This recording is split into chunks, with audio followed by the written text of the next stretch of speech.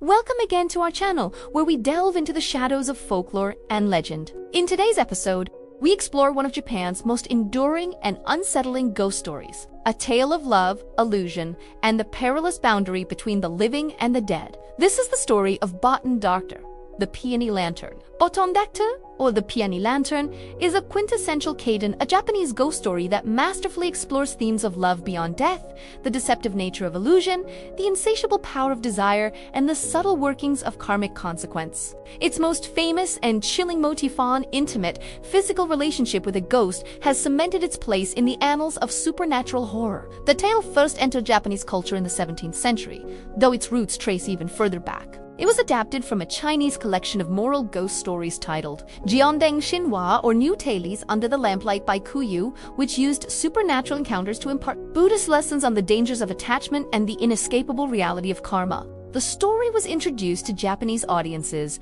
by the writer Otsuyu during the Edo-period, a time when ghost storytelling flourished as a popular form of nighttime entertainment. In his 1666 collection, Otogiboko Osai took the Chinese prototype and fundamentally reshaped it for a Japanese context. He stripped the narrative of its overt Buddhist moralizing, transforming it from a cautionary fable into a tragic supernatural romance. Osai relocated the setting to the Nezu district of what is now Tokyo, crafting a story that resonated deeply with the aesthetic and cultural sensibilities of Edo-era Japan. The immense popularity of Osai-Rihai's version in Otogi Bako ensured that the Peony Lantern would not remain static. It became a significant source of inspiration for later Kaidan literature, including the celebrated However, its most significant evolution occurred in the world of performance. In 1884, the master storyteller Sanyu Taishu adapted the tale into a sprawling a form of traditional Japanese comedic and dramatic monologue. Inshu's version dramatically expanded the plot,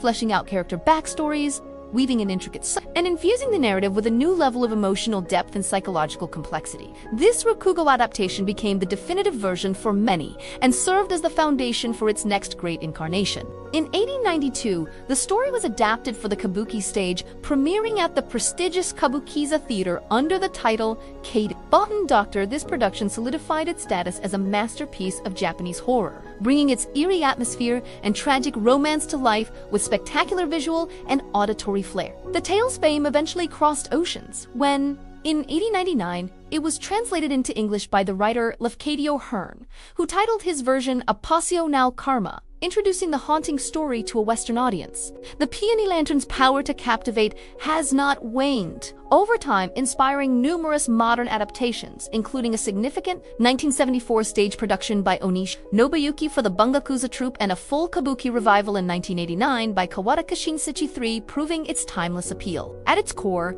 the story of Botan Dōrō is a haunting romance set during the Obon festival, the sacred time in Japan when the spirits of ancestors are believed to return to the world of the living. A lonely man, in some versions a samurai. In others, a young student encounters a breathtakingly beautiful woman named At. She appears to him night after night, always accompanied by her loyal maid, who carries a distinctive peony lantern that casts a soft, ethereal glow. Drawn to her mysterious charm, the man invites her into his home, and they begin a secret, passionate affair, their nights filled with love and intimacy. He is utterly consumed by her, oblivious to the chilling truth of her identity. The dreadful reality is eventually discovered by suspicious servants or prying neighbors. Peeking through a crack in the wall, they are horrified to see their master not in the arms of a beautiful woman, but locked in a ghastly embrace with a desiccated, skeletal corpse. Otsuyu and her maid are not of the living world. They are yurei, ghosts whose bodies have long since decayed in the grave.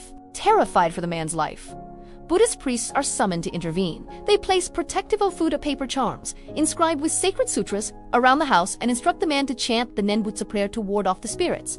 For a time, the spiritual barrier holds, and the ghostly visitors are kept at bay, but the protection ultimately fails, undone by the very human weakness it sought to shield. Consumed by loneliness and an unbearable longing for his spectral lover, the man either foolishly removes the charms or is tricked into doing so. The moment the protection is broken, the spirits return one last time. In the morning, the man is found dead. A peaceful, contented smile etched on his face as he embraces the skeletal remains of Otsuyu, finally and irrevocably joined with her in death.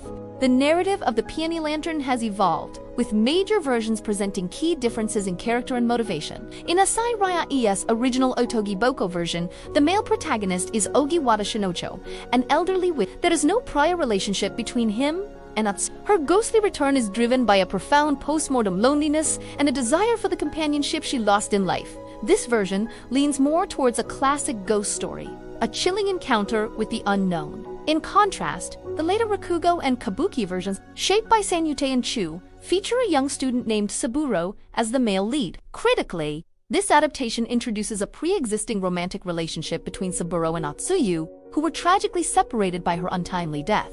Here, the story transforms into a profound romantic tragedy, emphasizing a love so powerful it transcends the boundary of death itself, rather than serving as a simple moral warning against earthly desire. These different tellings highlight the story's rich thematic tapestry. Central to all versions is the concept of a love that defies death, an attachment so potent it refuses to be severed by the grave. The tale masterfully plays with the line between illusion and reality, as the protagonist's perception of beauty and love is starkly contrasted with the horrific truth of decay. Desire is portrayed as a source of spiritual danger, a force that can blind mortals and leave them vulnerable to supernatural forces. Yet, the story also evokes a deep sympathy for the loneliness of the dead, suggesting that Otsuyu's haunting is born not of malice, but of an inconsolable longing. Ultimately, it is human weakness, the inability to resist attachment and loneliness, that leads to the tragic conclusion. This presents a nuanced vision of karma, where consequences unfold not from explicit moral transgression,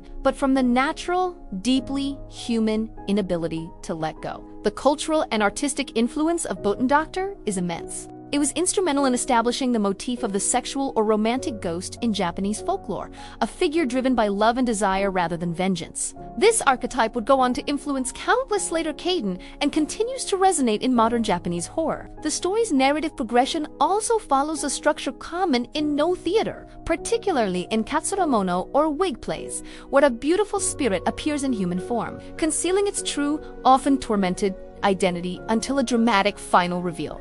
On the Kabuki stage, the story is famous for its distinctive sound effect. The lonely, echoing karan-karan of Geta, the wooden clogs worn by Otsuyu, and her made a sound that signals their ghostly approach, and has become synonymous with the play itself. Given its subject matter, it is perhaps no surprise that a dark superstition has attached itself to the story. There is a long-standing belief in the Japanese theater world that actors who portray Otsuyu and other ghostly roles in the play risk misfortune or even death. This belief was tragically reinforced by an incident at the Imperial Theater in 1919, where two different actresses playing ghost roles in a production of Kaidan Botan died within a short period after the performance's cementing the play's reputation as being genuinely haunted. Today, it remains one of the three great Kaidan of Japan, alongside Yotsuya, Kaidan, and Bancho.